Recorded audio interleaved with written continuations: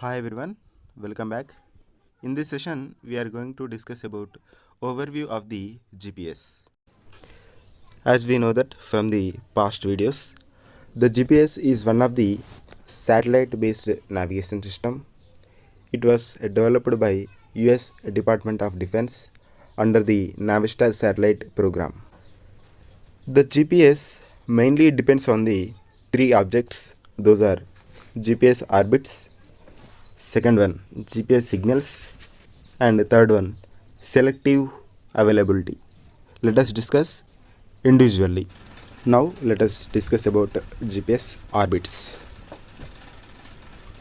At the initial stage, the GPS used for only defense use. They are placed 24 satellites in the space cluster. In that cluster, they divide 6 orbits, which each orbit consists of at least 4 satellites. The orbits are inclined at an angle of 55 degrees relative to the equator. Each orbit separated with multiple of 60 degrees right ascension. The orbits are non-geostationary.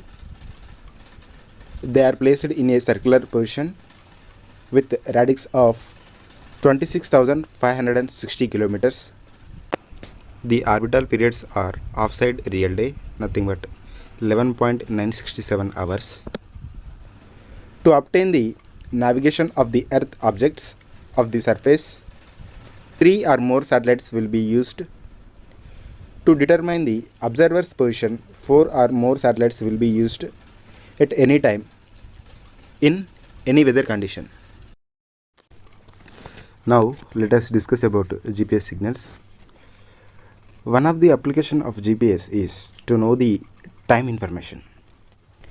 This time information is carried with GPS satellites with a cesium or rubidium atomic clocks.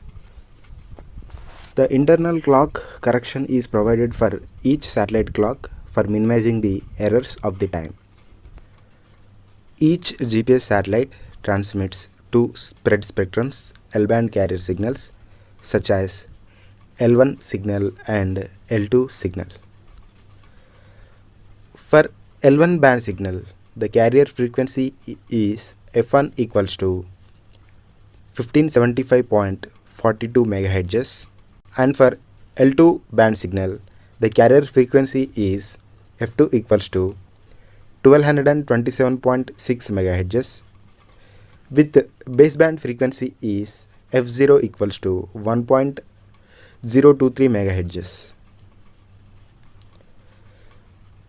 These L1 and L2 frequencies are integrated with baseband frequency such as F1 by F0 equals to 1540 MHz and F2 by F0 equals to 1200 MHz. While the signals are transmitting from satellite to receiver, there may be a chance to occurrence of delay. We know that the delay depends on the time, so nothing but delay directly proportional to the time. So we also know that the relation between the time and frequency, that is frequency is inversely proportional to time. Here we are using the L1 band and L2 band, two different types of signals. That implies the delay is inversely proportional to frequency square. This is the measurable differential delay between the carrier frequencies to be used to compensate the delay in each carrier. For transmission of signals from satellites to receiver, the CDM technique was used. The full form of CDM is code division multiplexing. The code division multiplexing is a multiplexing technique that uses the spread spectrum communication. In spread spectrum communications, a narrowband signal is spread over a larger band frequency or across the multiple channels via division technique. The code division multiplexing technique does not constrict the bandwidths of digital signals or frequencies. Thus, it can provide the better data communication capability and more secure and private line. As we know that one of the application of GPS signal is to give the navigational information to the receiver. In the GPS signal, the bit streaming is included to the navigational information. All navigation satellites consist of the bit streaming with all parameters for correcting the propagation delay and other errors with the navigational signal timing baud rate of 50 Hz. The other important GPS consideration is selective availability. It is also known as SAA. SAA is the combination of methods used by the US Defense for obtaining the accuracy of GPS for non-authorized users. Here, non-authorized users means for the civilian use purpose. And also the combination of method is nothing but L1 band and L2 bands are coding with CA code or P code separately. For civilian use, these lines are coded with CA code and P code. The current satellite system uses only pseudo-random codes for onboard reference. Depending on the selective availability, there are 3 different services are provided. By these different types of services defines that the usage of the GPS signal for the authorized users or non-authorized users, like that. The different services are PPS, SPS with SA, SPS without SA. First service is PPS. PPS expanded as Precise Positioning Service. It is a full accuracy service.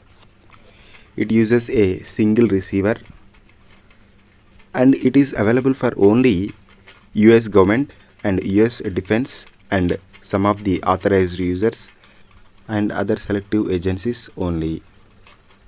The main advantage of these PPS services is that this service includes the access to unencrypted P code and removal of SA effect. The second service is SPS with SA. The SPS with SA referred as Standard Positioning Service with Selective Availability. By this Standard Positioning Service with Selective Availability, the horizontal position accuracy has been degraded by selective availability. Currently, the horizontal position accuracy is 100 meters. The vertical position accuracy is 156 meters. The time accuracy is 334 nanoseconds at all weather conditions. The third type service is SPS without SA.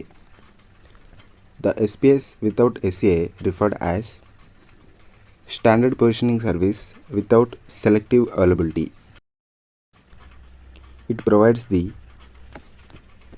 single GPS receiver positioning service to any user on a continuous worldwide basis. This intended to access the CA code with 4 carriers. The SPS also guarantees to the user to specified level of coverage, availability and reliability. I hope you understand the topic. If any doubts, comment on the comment section. Thank you.